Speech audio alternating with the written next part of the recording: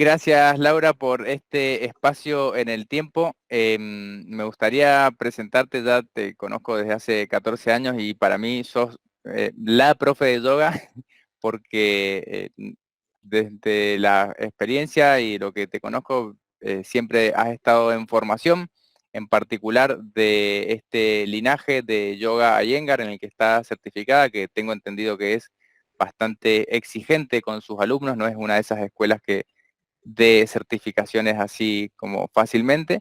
Y quisiera, bueno, que te presentes vos, que sé que has tenido tus viajes también al ashram de Iyengar, has conocido también a la hija de Iyengar y que nos cuentes un poco más de tu formación así sintéticamente. Bueno, Pablito, gracias. Bueno, así es, tengo el honor de ser certificada en el método Iyengar, un método muy conocido y muy prestigioso en todo el mundo, con muchísimos alumnos, practicantes y maestros también. Eh, bueno, mi camino yógico con el Iyengar, yo vengo de la danza, vos sabés, pero con Iyengar comencé en el 2011, en el 2012, eh, y bueno, fue un periplo yógico, como dice Guruji, que es un vocablo que usa él para describir su camino, que fue muchísimo más arduo que los nuestros por estos lados. Pero bueno, al no haber profes certificados en San Luis, que es donde vivo, viajé muchísimo. Eh, Sabes que esa época anterior a la pandemia no estaba tan abierto el mundo virtual y bueno, y además para el yoga eh, se necesita también ese contacto, esa mirada, estar cerca, inclusive sabes que en nuestra práctica hay ajustes necesarios. Bueno, entonces viajé durante muchos años a Junín, provincia de Buenos Aires, donde está mi maestro, bueno, y ahí hice mi formación hasta que pude rendir. Rendí en el año 2018, no me certificaron, no me fue bien en ese año, por suerte, porque uno entiende después estas cuestiones, cómo nos llevan a un aprendizaje muchísimo más profundo. Y bueno, después en el 2022 rendí con felicitaciones porque, bueno, eh, ya había superado algunas cuestiones. Así que, bueno, ha sido un hermoso camino. Pude ir a India en el 2018, como vos decís. Eh, Pude ir a México también el año pasado para tomar clases con Avillata, la nieta de Guruji, que es la cabeza de la escuela hoy en día.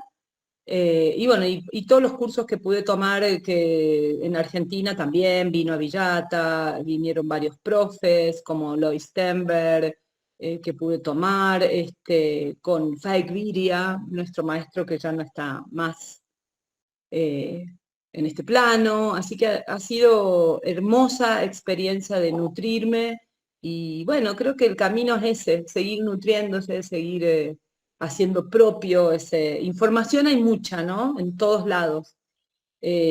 Hacerla propia, hacer la experiencia, pasarla por el cuerpo, practicarla, bueno, es lo que por ahí cuesta. Bueno, y respecto de esto de ir nutriéndose de diversas fuentes, yo te pedí si podías dar una breve introducción al pranayama, que es algo que a mí siempre me ha interesado.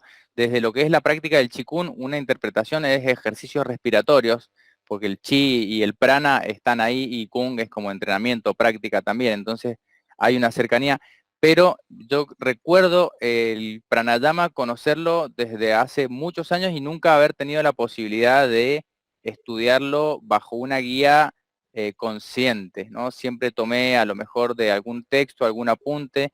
Ahora en una formación que estoy haciendo de budismo hemos visto algo como con el objetivo de limpiar un poco los canales centrales, pero me gustaría que nos cuentes un poco más cuál es el objetivo o por lo menos inicialmente para qué se utiliza dentro de las prácticas del yoga el pranayama y cómo nos puede beneficiar. Bueno, me encantó la pregunta, Pablito. Primero que nada, en yoga hay varios escalones o varios pétalos. No podemos pasar por alto que ese primer pétalo, ese primer escalón es asana, ¿no? Para los que practicamos Hatha Yoga, el Iyengar una línea de Hatha Yoga, asana es lo primero. Con esas posturas purificamos el cuerpo para que después pranayama tenga su efecto correcto. En la escuela tenemos algunos, por eso es que tenemos algunos indicativos para empezar a introducir pranayama. Y es por eso que no se introduce el primer año, sino que esperamos que los practicantes tengan una cierta maduración, una cierta consolidación de las posturas para después introducir este pranayama. A la vez es paradójico, ¿no? Porque lo primero que hacemos cuando venimos es respirar y lo último que hacemos también. Y bueno, ya hay información por todos lados, ¿no? De la vital importancia que es respirar. Pranayama va un poco más allá. Prana, como vos dijiste, como el chi, como esta energía vital. Bueno, es muy difícil de definir prana, ¿no? Porque abarca muchas cosas y en planos también muy sutiles. Entonces es difícil definirlo, pero si lo tomamos como energía vital, eh, bueno, yama, prana yama es el control de esa energía vital, ¿no? Como, bueno, exactamente eso sería la definición. Y bueno, las palabras siempre se quedan cortas para lo que es la experiencia, ¿no? De algo que está dentro nuestro ahora. En la práctica de pranayama en nuestra escuela es infinitamente sutil. Es una práctica infinitamente sutil. Y bueno, y refinar la conciencia para llegar a esa sutileza, bueno, es practicando, práctica, práctica y práctica. Las bases eh, están sentadas, si están las bases firmes, bueno, ese pranayama va a acontecer. Muchas veces lo he escuchado y lo he dicho a mis alumnos, esta sensación de sentirnos respirados, de cuando estamos realmente conscientes de cómo es este proceso, pareciera que puede ampliarse más y más y más y más a capacidades que no pensábamos. Pero para ello ese control de la sutileza tiene que ser bien, bien refinado. Bien, me gustó lo que decís de infinitamente sutil. Tengo un maestro que dice que la maestría es realizar la misma práctica todos los días y encontrar las pequeñas diferencias, o sea que es algo que es como ese proceso también, la idea de refinar es ir progresando poco a poco cada día sin una meta, sin un fin, sino es algo que es evolutivo permanentemente. Me gustó mucho la definición que me diste cuando te pregunté cómo podemos presentar qué es el pranayama, que decías, es la conquista de la fuerza vital, proporciona salud y equilibrio, purificando el sistema nervioso. Ahora que se utiliza mucho la perspectiva occidental para validar lo que ya las ciencias orientales tradicionales conocían, eh, ¿qué es lo que se viene diciendo respecto del efecto a nivel del sistema nervioso? Supongo que también a nivel emocional, con regulación de la ansiedad, por ejemplo, ese tipo de efectos que puede llegar a tener. Claramente, ¿no? Porque equilibra el sistema nervioso, porque como bien vos dijiste, hablaste de los canales, de esos canales sutiles que para la medicina china son los, no sé, los meridianos, o vos me corregirás con eso, cuáles son los canales, para el yoga son los nadis, ¿no? Y son estas, estas estas vías, estos canales que recorren el cuerpo, y a través de esa respiración absolutamente consciente, a través del pranayama, bueno, se van purificando esos canales de manera que la energía fluya naturalmente a través de nuestro cuerpo y por supuesto afectando directamente el sistema nervioso, porque pranayama trabaja en la segunda capa, en la segunda envoltura del cuerpo, que es la capa de la respiración y del pensamiento. Respiración y mente están íntimamente en relación. Así como es la mente, es la respiración, y la respiración influye a la mente y viceversa, ¿no?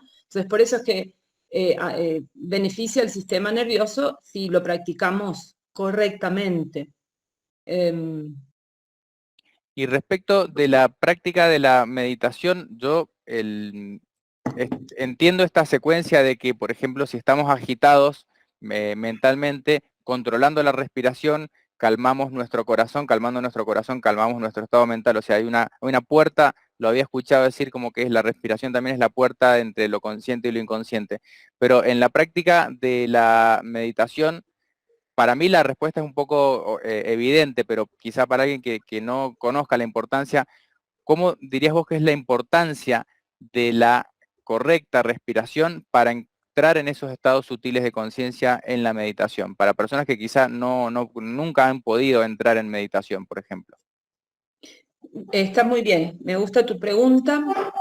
Eh, en Yoga Iyengar no hay una práctica de sentarse, de decir, bueno, nos vamos a sentar a meditar. Decimos que la meditación es un resultado de la práctica, no es una práctica en sí, es el resultado. Hacemos todos los pasos y el resultado es la meditación, ese estado de integración. Claramente, eh, cuando comenzamos desde lo más externo o desde lo más grosero, que puede ser asanas, ¿no? Cuando empezamos a hacer todas las asanas y nos duele y sentimos todas las limitaciones de nuestro cuerpo físico y vamos refinando hacia las capas más sutiles, más internas, y ahí está pranayama, ¿no? Y claramente, mientras más podamos observar, mientras más podamos practicar, nos va a ir abriendo la puerta al tercer escalón, que es dharana, antes de dhyana, que es la meditación. Dharana es la concentración. Y esa concentración sostenida en el tiempo trae el efecto de dhyana, que es la meditación. Eh, entonces, más que buscar un resultado, es entregarse a la práctica y ver qué nos trae. A veces, en mi experiencia de pranayama, me han pasado un montón de cosas. A veces sí he tenido esa calma, ese resultado meditativo, y a veces no, pero no, esa es la disciplina, ¿no? De seguir practicando, de saber que todos los días son diferentes y que, bueno, y para trabajar esa concentración, bueno, es eso, poco a poco, una aclaración, los primeros pranayama en nuestra escuela se enseñan acostados, porque hay una gran dificultad en sostener la columna erguida durante, no sé, si hacemos una práctica de pranayama de 40 minutos, no es muy sencillo mantener una columna bien recta.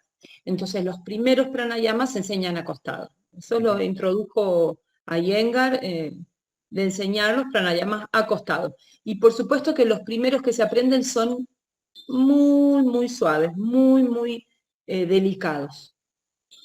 Bien, excelente. Sí, me recuerda hace ya muchos años cuando yo empecé con este camino de búsqueda y de prácticas orientales. Para mí la meditación siempre era al principio un obstáculo del cuerpo físico. Siempre aparecían dolores en la columna, una mala posición, etcétera. Yo creo que eso, en mi caso, se fue corrigiendo a través de, bueno, la práctica de las disciplinas que yo hago, pero sí está esta idea, me gustó esto que dijiste de que la meditación no siempre da el mismo resultado, o tampoco es que hay que buscar un resultado en sí, pero es lo que uno trae cada día a su práctica, o sea, las condiciones de base, por ejemplo, qué me pasó el día anterior, cómo me levanté hoy, etcétera, va a ser diferente, pero también es diferente cómo uno sale transformado de la práctica. Para mí ya eso se ha transformado como en una necesidad, es como que no puedo perderme ese estado de haber hecho la práctica y sentir ese bienestar. Para mí ese es lo que quiero compartir, y por eso invitarlos a que hagan tu curso. Empieza el sábado, no el 9, Ah, ok, el el otro entonces. 16. El 16, listo. Me agarró la ansiedad. Entonces va a estar disponible esto, por si lo ven atemporalmente, van a quedar todas las sesiones grabadas, y la idea es que en cada sesión de las 4 vayan poco a poco profundizando entonces en esta introducción. Me imagino que hay mucho camino por recorrer, pero la idea es que tengan un punto de partida. No sé si querés decir algo más como invitación, de qué pueden Absolutamente, esperar. absolutamente, Pablo. Y además que creo que bueno, ¿no? Que esas pequeñas perlitas o esos pequeños conocimientos que nos pueden quedar, bueno, obviamente que van a dar sus frutos cuando podamos realizarlas, sostener una práctica en el tiempo, con todo lo que implica hoy en día, ¿no? Entonces es un gran regalo eh, estas técnicas, estas tecnologías, como me gusta decirle a mí, tan milenarias, que aportan tanto hoy, ¿no? Bueno, no vamos a entrar en ese gran tema, quién o cómo ha llegado tanto conocimiento a nosotros hoy, pero realmente es un gran regalo en este momento del planeta, donde, bueno, sí, ya sabemos la gran información, los grandes vitris a los que estamos expuestos cada día. Los vitris son las fluctuaciones de la mente. Ujú. Y pranayama es el gran regalo para poder, bueno, encauzar un poco esas fluctuaciones de la mente. Sí, respecto a las fluctuaciones de la mente, yo creo que hay mucha preocupación, percibo hoy en día en las conversaciones que tengo con profesionales y personas que están en estos ámbitos por la turbulencia emocional que hay en todos los niveles, tanto en los adultos que están en etapa laboral, en los adultos mayores, en los jóvenes, en los niños. Es como que emocionalmente pareciera que estamos transitando por épocas de mucha turbulencia, y yo creo que estas técnicas nos pueden ayudar en cualquier nivel en el que estemos para recuperar un poco el control y la estabilidad de la mente. No es que vaya a cesar esa fluctuación, pero sí a atenuar un poco. Me gustaría leer, si me permitís, el programa que me pasaste, que a mí me parece Por favor, genial. por favor. Decía, bueno, primer encuentro, prana, el árbol del yoga, lo que explicabas, llamas y ni llamas, envolturas del cuerpo, un poco de esto hemos estado charlando. No voy a pronunciar las palabras difíciles. Segundo encuentro, posturas para el pranayama. Tercer encuentro, nadis y chakras. A mí me encanta siempre ese tema también, pranayama sentado. Supongo que en los anteriores, como decías, empezamos con el acostado. Y en el último, esto me interesó mucho, bandas y mudras, efectos del pranayama. Mudras, y creo que, bueno, la gente conoce un poco más que se trata de las distintas posiciones y posturas con las manos que tienen correspondencias y se pueden asociar para generar memorias corporales asociadas a un mudra, a un estado meditativo, etcétera. Eso como que se va construyendo. Pero respecto de los bandas que quizá no son tan conocidos, ¿qué podrías decir? ¿Cómo los presentarías? Bien, antes de irme a los bandas, contarte esto que en India a los mudras, que se usan varios mudras para algunos tipos de pranayama, me encantaba porque decía, bueno, hoy es la clase de yoga digital. Yo decía, ¿qué es yoga digital? Bueno, son los mudras. Y los bandas banda significa candado, significa cierre. Entonces, ¿cómo podemos, también está relacionado claramente con pranayama y con la respiración, cómo podemos hacer esos cierres, esos bloqueos en ciertas partes del cuerpo para incrementar la energía en esa zona? Y en la escuela, realmente yo he tenido que investigar y practicar personalmente para entender esto, porque se enseña poco en realidad, tengo que decir la verdad. No, no es que, bueno, hoy vamos a tener, en mi escuela de Yoga Iyengar, nunca me sucedió que, bueno, hoy vamos a tener una clase de pranayama, sí, por supuesto, pero nunca hemos tenido, bueno, hoy vamos a tener una clase de bandas. No, eso no sucedió. Yo he investigado y he ido por mi lado, con todo el legado que nos dejó Guruji, siempre con la escuela, siempre por la línea de la escuela. Entiendo que los bandas es algo que aparece con la práctica, que aparece en la propia práctica. Por eso es que no se enseña, porque a veces al ponerle la mente ya empezamos a interferir. Entonces el Bandha generalmente, cuando está esa conciencia, cuando está consolidada la postura, se instala automáticamente, mismo el pranayama. Bien, excelente.